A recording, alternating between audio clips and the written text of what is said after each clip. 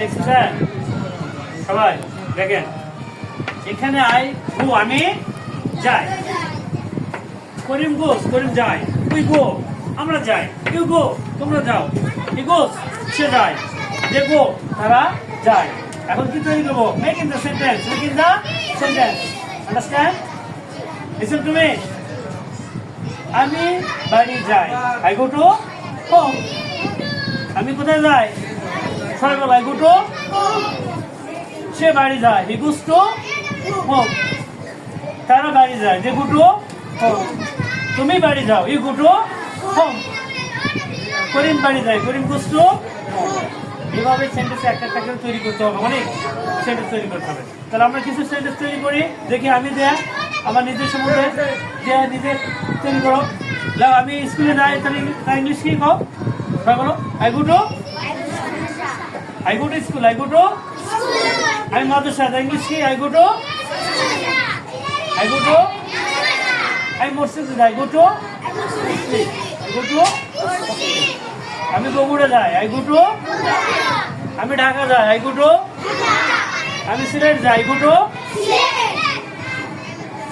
আমি কক্সবাজার যাই I go two আমি আমেরিকা যাই আই গো টু আমি বাজারে যাই আই গো টু মার্কেট আমি দুপসে নিউ মার্কেটে যাই I go two new market understand তাহলে আমি ইন্ডিয়া যাই আমি ভারতে যাই I go to India I go to India I go to India এইভাবে আপনারা অনেক অনেক সেন্টেন্স তৈরি করতে পারবেন না একটা সেন্টেন্সকে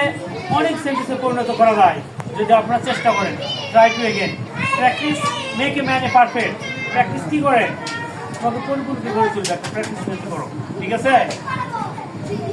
একটা বন্ধুর সাথে তোমার দেখা হলো সে তোমাকে বলেছে হোয়ার গো তুমি কোথায় যাচ্ছ তুমি কি করবা সে তোমাকে বলেছে হোয়ার গো তুমি কোথায় যাও তুমি যাচ্ছ দুপসে